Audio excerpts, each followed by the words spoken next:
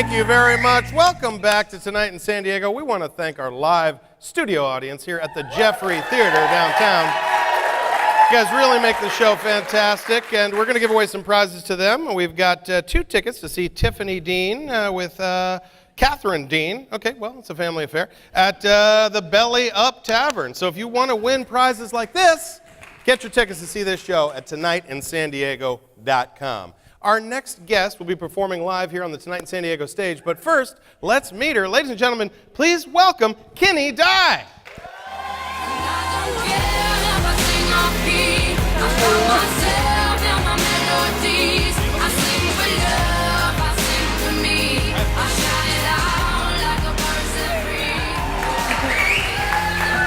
Kinnie, welcome back on the show. It's so nice to see you. I don't know if you can recognize me under this cake of makeup that they have here. Me too. But it feels good. It feels good.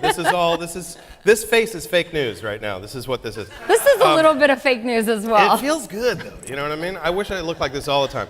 I do wish I'd look like this all the time. Yeah. We should just do this show all the time. Well, I do already, but okay. So, Kinnie, it is wonderful to have you back. Last time you were a solo artist, but it's wonderful to have you here by yourself to do this thing. Thank you. What has this been like? I know you've been doing a lot of new stuff, a lot of new music. Yeah, it took 2016 to rebuild. Yeah. It was a rebuilding year. Okay.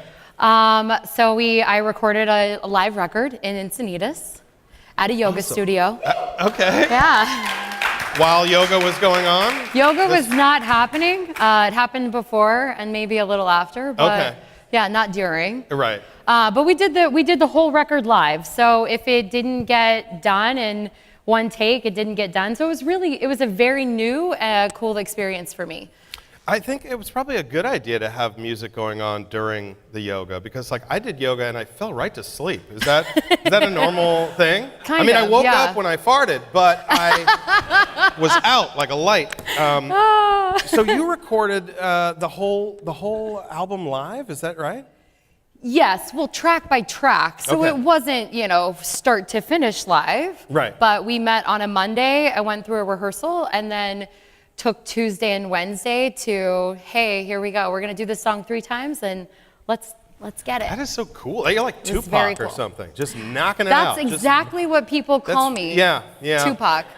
I compared our last band to Wu-Tang, and they looked at me like, "What is wrong with you?" And I only have so many references, Let me ask you this: I think we have a video of you performing, and this will be recording live. Yeah. So this video is going to be from "Wanna Believe," correct? Right. So we did videos with every track. So we recorded it audibly and did a live video with every track as well. Okay, let's check that out. Yeah.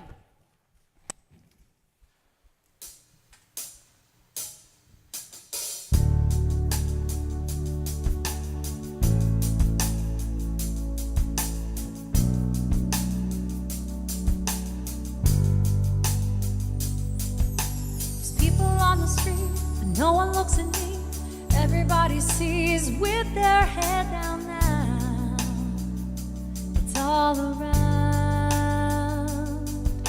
It's funny how we meet, looking at a screen, and we get to be anyone we like, and it's all right. Such a beautiful voice you have. I can't wait to see it later. Are you going to do that song later? Or are you going to do a different? I'm going to do a different song. Okay. You going to do 3 songs for us? Yes. Okay, good. I love that. I love seeing that. Now, while that was happening, were people like doing downward-facing dog right in front of you and stuff? Like, sure. They're sure. Okay. Yeah. We'll go with that. Yeah. So your background in music, you graduated musical theater degree in Oklahoma. Yes. And then went to New York City. That's a big jump, right? I know. It was great. Like? I loved it. I was very fortunate. I got my first national tour 10 days after I graduated college. Wow. That was awesome. I was in the right place at the right time. And so that's what I did for years was tour with national, like Broadway shows. Yeah. And I liked it, the drama. It was just a little too dramatic for me. It wasn't really my scene. Was it a big culture shock going Oklahoma to New York City? I mean, it's a big difference. But I loved it because I grew up in a place of black and white and Indian. and that was it. Native American, Indian. I wasn't sure if you were talking yeah. culturally or just Well, like movies or what that was. I wasn't sure. But when I moved to New York, I had 17 different languages and 17 different cultures and ethnicities and people around me at all times, and I loved it. I loved it. I thought it was the coolest thing ever. Yeah. And I miss that about New York City. It's one of those things, at least for comedy, I don't know how it is for music, but for comedy, the best thing to have is a diverse audience of different ages, different groups, different ethnicities. It's like, then they'll laugh at everything. Sometimes you do jokes and like people get really sensitive and they look around, is there any other ethnicities that'll co-sign on this one? You know, I don't know, is that like that for music? Like that they're more receptive if you have a broader sort of cross-section of America? You know, I mean, yes. Yeah, I just enjoyed not being in Middle America. I enjoyed seeing something different. Yeah. I loved it. And I just went back in January and it all flooded back to me about why I love that city so much is because it truly is a melting pot to where people are different and everybody is different and we all look at each other on the street and people in New York aren't mean and scary. You know, we're all hanging out on the subway together. They are on the subway, let me say that. I was on the subway, it was 4,000 degrees on the subway.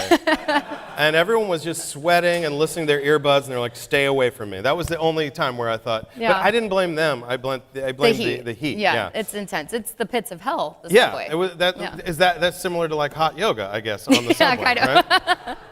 So you're working on a new album. It's an EP that you're working on now? Yeah, we're gonna do about 6 songs. Okay. Yeah, about half the length of this one that we did last year. Okay. Now, you say we, like you're a solo artist. Did you get like hired guns to come in and play the music behind you? Yes. Okay. Are you doing that Cats, I think tonight, or they're are you called. going strictly solo? No, strictly solo. Okay. I wanted to ask you one last thing before we got there. We just had Clever Pet on the show, I know. and it's all about training. I know that you actually potty trained your cat. Which is amazing to me. If people don't believe it. Tell me more. Yeah, he wants to know. If people don't believe it, we have a video of this. Let's see that right now.